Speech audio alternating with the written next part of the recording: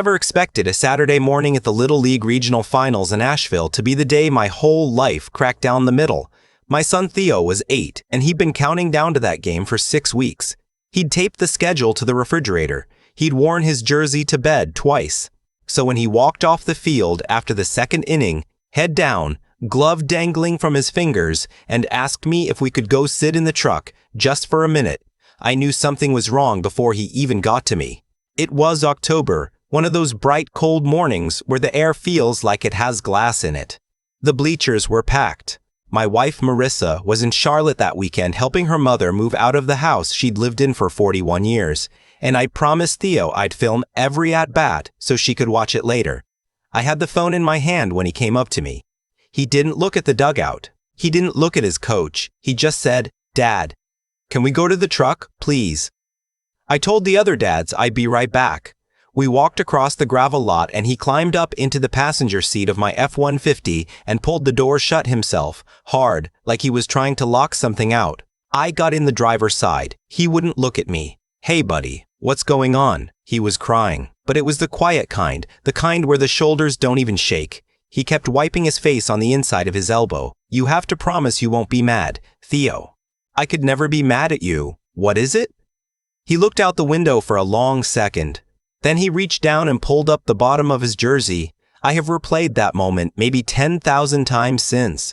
The way the fabric stuck a little, where it had caught on something. The way the morning sun came through the windshield. The smell of his shampoo. The cheap green apple kind he picked out himself at the Dollar General. I remember all of it because the rest of the day went sideways from there, and the brain holds on to the last normal seconds the way a hand holds on to a railing. There were bruises across his stomach and along the left side of his ribs. Not little bruises, big ones, the size of a grown man's palm, layered in colors. Fresh purple, older green, the yellow-brown of bruises that have been there a week or more. There was a small split in the skin near his hip bone that looked like it had scabbed and reopened. I couldn't breathe. I literally could not pull air in for what felt like half a minute. "Theo, who did this?" He shook his head. "Buddy, look at me. Who did this to you?" His voice came out so small I had to lean in. "Coach Brahm." "But Dad, he said if I told anybody, he'd tell everybody I'm a liar. He said no one would believe me 'cause I'm just a kid and he's the coach. He said you'd be embarrassed." Coach Brahm. Coach Brahm Holloway, the man who had been running the youth baseball program in our county for 19 years. The man who'd been on the front page of the Citizen Times in April because he was getting a Distinguished Service Award from the city. The man who'd hugged me at the end of last season and told me Theo had the best baseball instincts of any kid I've coached in a decade. I sat there with my hands on the steering wheel and I just looked at my boy. And I'll be honest with you, every single part of me wanted to walk back across that parking lot and put Brahm Holloway through the wall of the dugout. I could see it. I could feel my hands doing it. But Theo was watching me. He was watching my face the way an animal watches for which way to run. And I realized if I lost it right then, in front of him, in front of all those people, I'd be telling him this was bigger than he could handle, that his secret had broken his dad. So I did the hardest thing I've ever done. I took a slow breath. I reached over and I put my hand on the back of his neck the way I used to when he was little and couldn't sleep. "Theo, listen to me. You did exactly right. Telling me was exactly right. I believe every word. We're gonna handle this. But first you and me are gonna drive over to Mission, okay? We're gonna let a doctor take a look. That's all. Nobody's in trouble. You're not in trouble." He nodded. He was shaking. I called the assistant coach as I was pulling out of the lot and told him Theo had a stomach bug and we were going home. I didn't trust my voice to say anything more than that. The drive to Mission Hospital was 12 minutes. It felt like an hour. Theo fell asleep against the window halfway there, just exhaustion. The kind kids get after they've been carrying something too heavy for too long. I kept glancing at him at every red light. His eyelashes were still wet. I want to tell you what I was thinking on that drive because I think it matters. I wasn't thinking about lawsuits. I wasn't thinking about the news. I was thinking about all the Saturdays. Every Saturday for 2 seasons, I had dropped my son off at that field at 8 in the morning and waved at that man and driven away to go grab coffee and run errands. Every single Saturday. And I was running the math in my head. How many practices, how many one-on-one hitting sessions Bram had offered him, how many times Theo had come home quiet, and I told myself he was just tired. At the ER, the intake nurse took one look at Theo's ribs when I lifted his shirt, and her whole face changed. She didn't say anything in front of him. She just said, "Sweetheart, we're gonna get you into a room real quick so the doctor can check you out, okay?" Then she looked at me, and I knew she knew. The doctor who came in was a woman in her 50s named Pamela Ridgway. Gray hair, pulled back. Reading glasses on a beaded chain. She had a way of talking to Theo like he was a small adult, which I think he needed right then. She did her exam slowly. She explained every single thing before she touched him. She took photographs with a hospital camera, not a phone. She explained that too, why it mattered for the record. When she finished, she stepped out into the hallway with me. "Mr. Mercer, I have to be straight with you. These injuries are not accidental. The pattern, the placement, the layering of healing stages. This is somebody hitting your son with something with weight to it. A closed fist, maybe an object. Over the course of probably 3 to 4 weeks. I'm required by law to call DSS and the Sheriff's Department. I want you to know I'm going to do that right now. And I want you to know I'm going to put in the report exactly what I just told you." I had to lean against the wall. "He told me who it was," I said. "It's the head coach of the Youth Baseball League, Bram Holloway." I watched her face. There was a beat, just a tiny beat.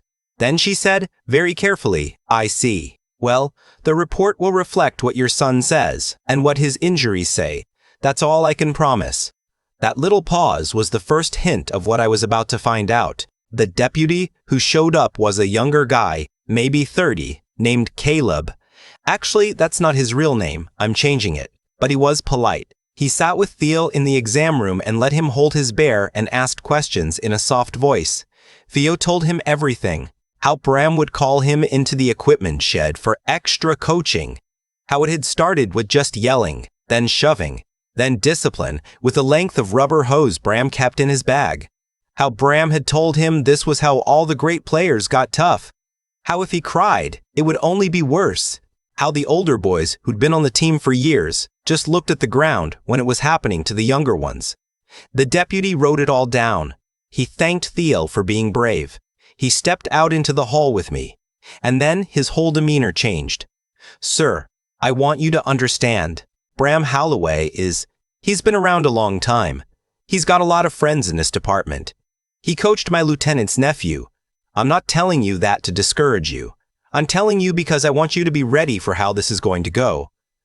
I just looked at him. How is it going to go? He didn't answer that. He said he'd filed a report. He said somebody from CID would call me Monday. He shook my hand and he left. I drove Theo home around 6 that night. Marissa wasn't due back from Charlotte until late Sunday.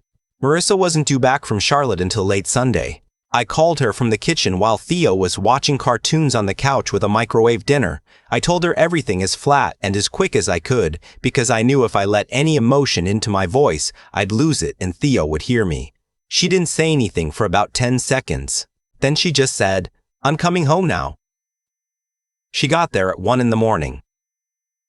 She went straight to his room. She came out an hour later and her eyes were swollen and her jaw was set in the way that I have only seen maybe 3 times in 15 years of marriage, and every one of those times somebody had crossed a line they should not have crossed. "What's the plan?" she said. "I don't know yet, but I'm not waiting on the Sheriff's Department." "Good. I should tell you about Marissa. She's a hospice nurse. She has spent 20 years watching people die in front of their families. She does not panic. She does not run on emotion. She runs on lists, on plans, on phone calls made in the right order. By 2 in the morning, she had a yellow legal pad on the kitchen table and we were writing names down. The first thing we did was we kept Theo home from school that Monday. The second thing we did was we called a child psychologist Marissa knew through work, a man named Dr. Tobias Errol, who specialized in trauma in kids, and we got Theo an appointment for Tuesday afternoon. The third thing we did was, I started digging. I run a small landscaping company. I'm not a software guy. I'm not an investigator, but I know how to talk to people, so that's what I did. I started with the parents I knew from the team.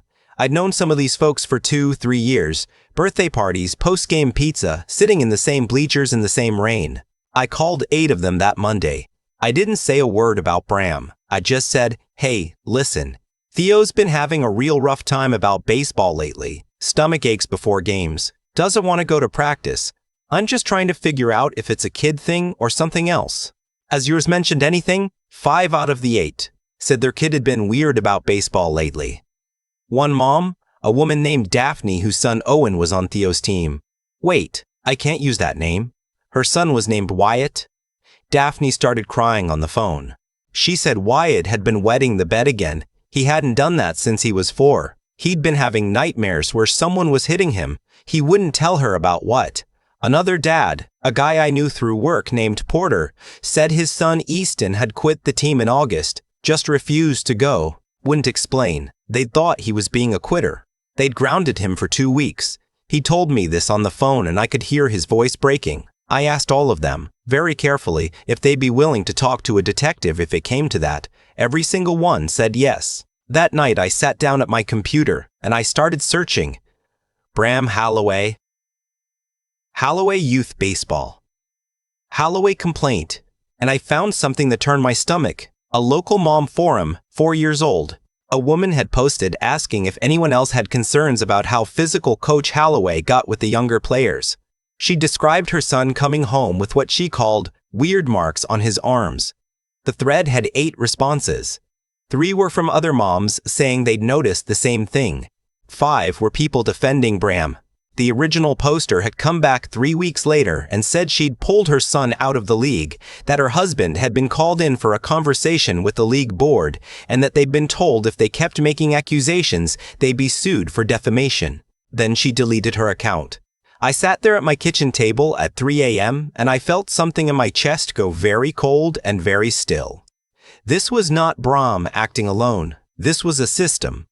The next morning, I called the sheriff's department to follow up. The detective I'd been told would call me on Monday hadn't called. When I finally got through to someone, I was told the case had been assigned to a Detective Hollis Vance and that he was reviewing.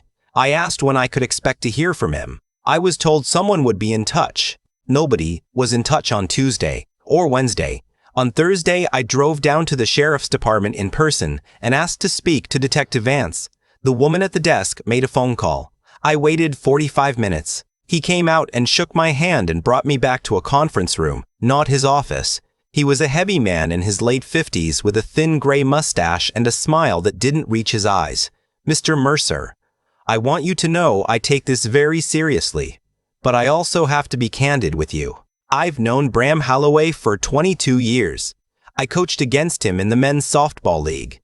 The accusations your boy is making, they don't fit the man I know. Now kids get hurt at baseball. They get hit by balls. They get into shoving matches in the dugout. I'm going to do a thorough investigation, but I want to manage your expectations. I stared at him. My son has bruises from a rubber hose on his ribs. He is 8 years old. The hospital documented it. I've read the report. I'm just saying, kids can get those kinds of marks a lot of different ways. We'll look into it. I drove home and I sat in my driveway for 20 minutes before I could go inside. That night I told Marissa what he'd said. She listened. She didn't say a word.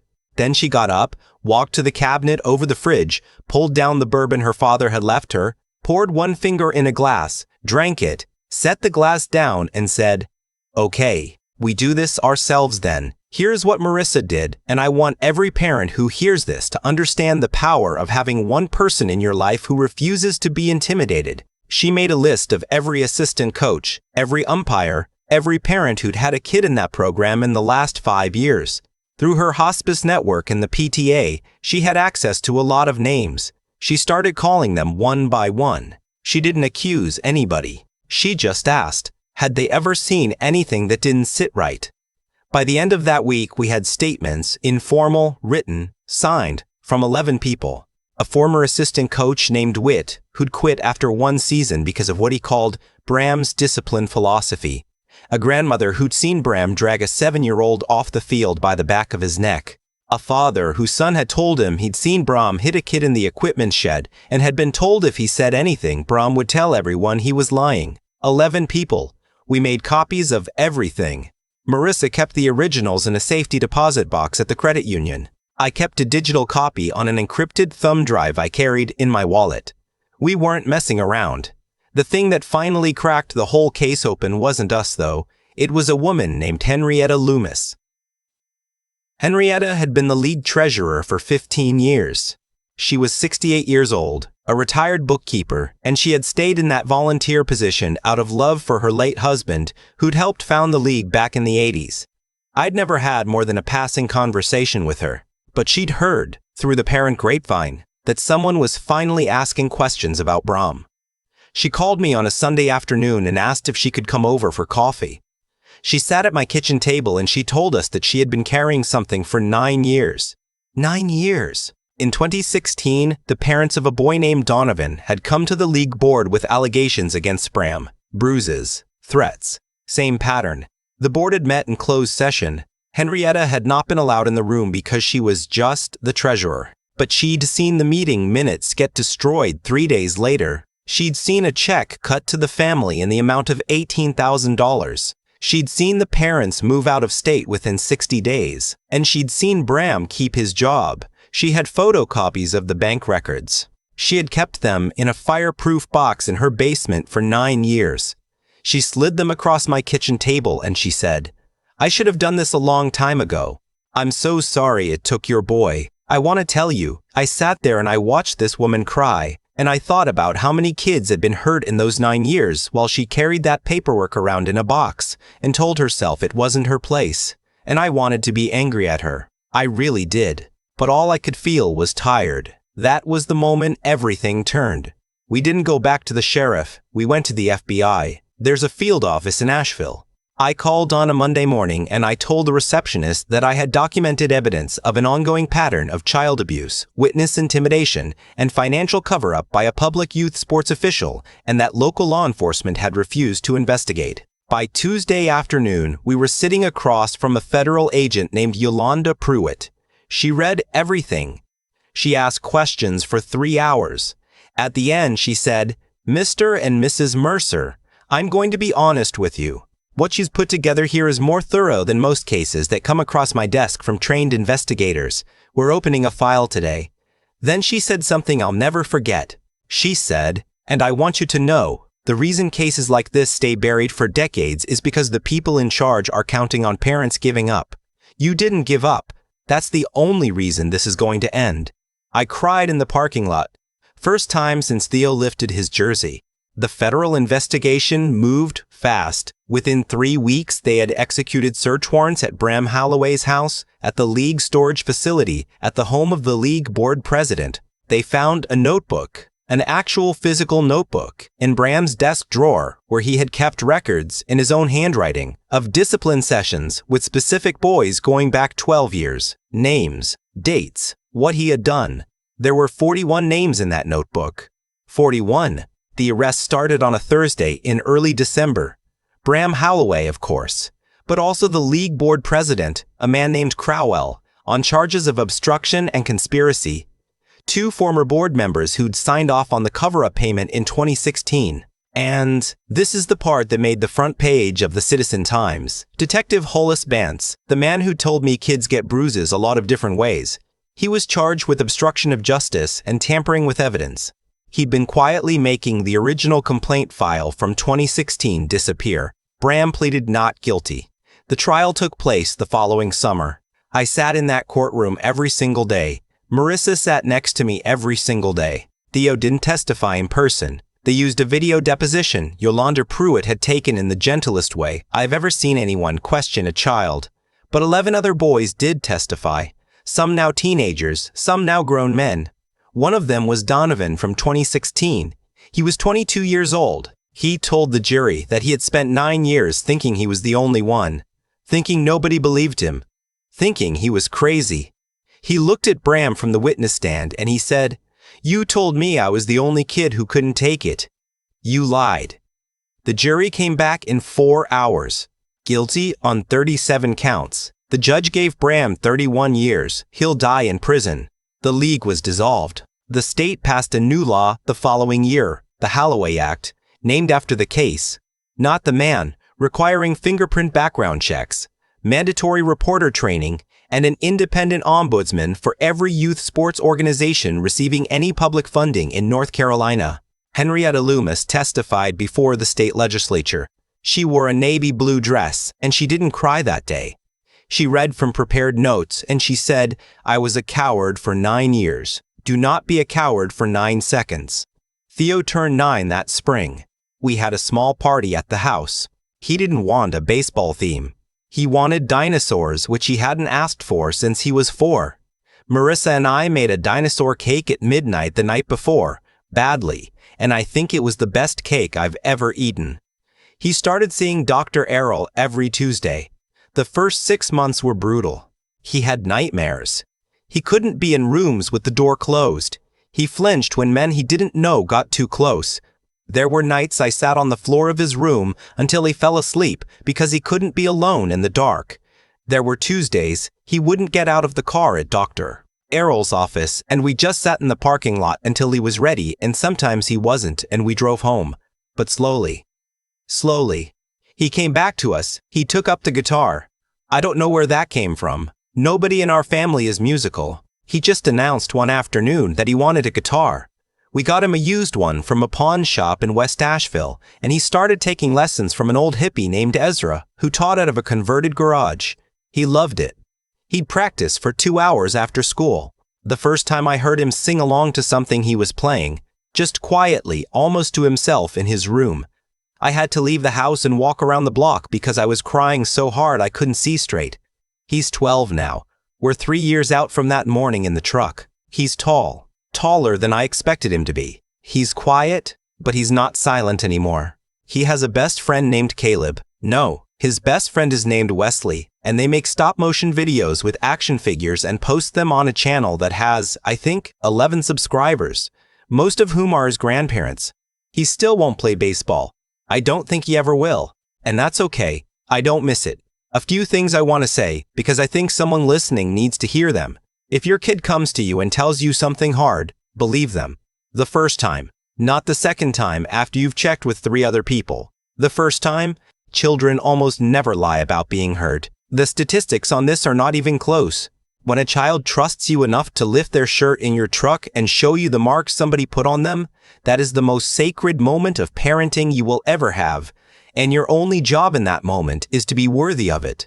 If somebody powerful in your community tells you the man you're accusing is a pillar of the community, listen carefully to what they're really telling you. They are telling you they will not help. They are telling you the system is closed.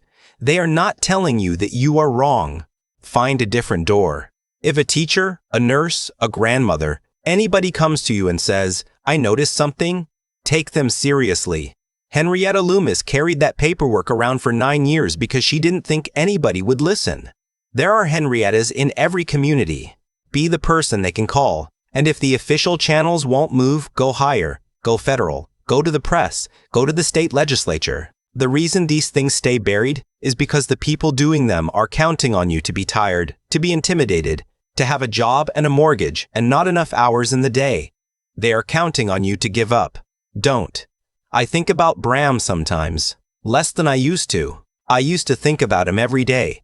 Now it's maybe once a month, when something on the news reminds me.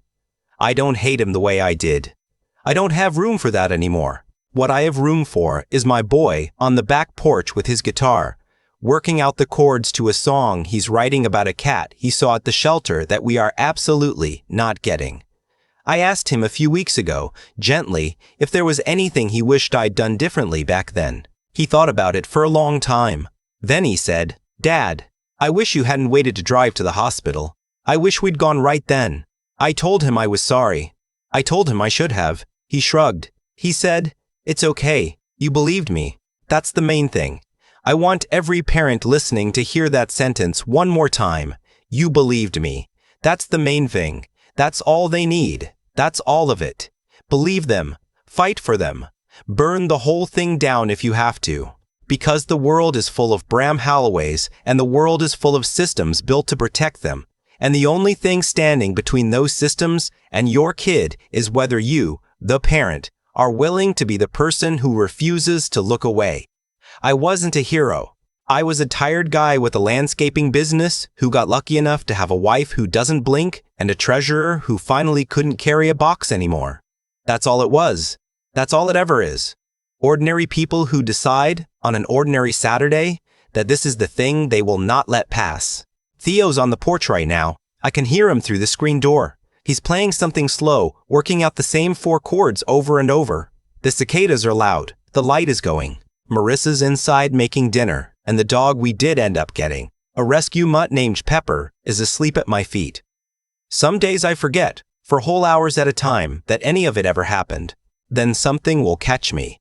A kid in a baseball cap at the grocery store, a green apple smell, the sound of cleats on gravel, and the whole morning comes back.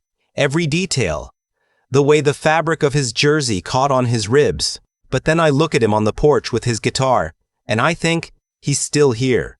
He's still mine. And somewhere out there, 40 other boys grew up, and some of them are men now, and one of them was Donovan. And Donovan got to look that man in the eye in a courtroom and say you lied. That's worth everything.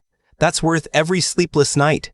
That's worth every phone call, every door slammed in our faces, every time somebody told us to drop it. If you have a kid, hug them tonight. Ask them how they are and then ask them again and mean it the second time. Pay attention to the stomach aches. Pay attention to the kid who suddenly doesn't want to go somewhere they used to love. Pay attention to the whispered question in the car. And if they ever tug on your jacket and ask if you can talk somewhere private, drop everything. Drop everything. Whatever you thought your day was going to be, that's not your day anymore. Your day is them. Your day is being the kind of person they can hand the worst thing in their life to, and know with absolute certainty that you will carry it. That's the job. That's the whole job. I'm still learning how to do it. But I'm trying. Every single day, I'm trying. I've been sitting with all of this for 3 years now, and the thing that keeps coming back to me isn't the courtroom, or the verdict, or the moment Bram Halloway got let out in cuffs. It's the 12 minutes between the truck and the hospital. Because in those 12 minutes, I made a choice, and every single thing that came after was the consequence of that one choice. I could have walked back across that parking lot and put my hands on him. I wanted to. Every cell in my body was screaming for it. But Theo was watching my face, and if I'd done that, I would have taught my son that when somebody hurts you, the answer is more hurt.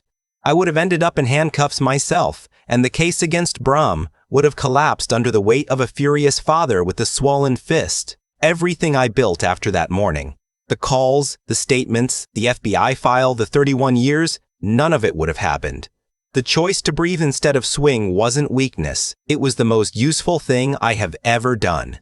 That's the lesson I keep trying to pass on to Theo in small ways, without ever lecturing him about it. Strength is not the loudest thing in the room. Strength is the quiet thing that knows what it's for. When Marissa sat down at our kitchen table at 2 in the morning with a yellow legal pad, that was strength. When Henrietta Loomis finally pulled that fireproof box out of her basement after 9 years, that was strength, even though it came late. When Dr. Preve, Ridgway looked me in the eye in that hallway and told me she would write down exactly what she saw, knowing Bram was connected, that was strength too. Every adult in this story who did the right thing did it in a quiet voice. Every adult who did the wrong thing. Detective Vance, the board members who cashed that 2016 check, the people who told Donovan's parents to keep quiet, they did it because they were afraid of losing something. A job. A friendship. A standing in town. And the price of their fear was 41 children, including my son. I want my boy to grow up understanding the math of that. Courage is almost never dramatic. It's usually just refusing to look away when looking away would be so much easier. It's making the phone call. It's keeping the records. It's driving to the hospital instead of the dugout. The world will offer you 1,000 small permissions to stay quiet, and each one will feel reasonable, and each one will cost somebody. The wisdom part, and I'm still learning this, is knowing that the system you trust will sometimes be the thing protecting the person hurting your child. You don't get to be naive about that anymore once you've lived it. You learn to ask the second question. You learn to listen for the pause in somebody's voice when you say a powerful person's name. You learn that well-respected is sometimes just camouflage, and the moral part is simpler than people make it. Believe children. Believe them the first time. The cost of being wrong about that is almost nothing. The cost of being right and not listening is somebody's whole life. Theo's on the porch with his guitar right now. He's 12. He still believes me when I tell him I've got him. That's the only thing I've ever needed to be good at, and I almost wasn't.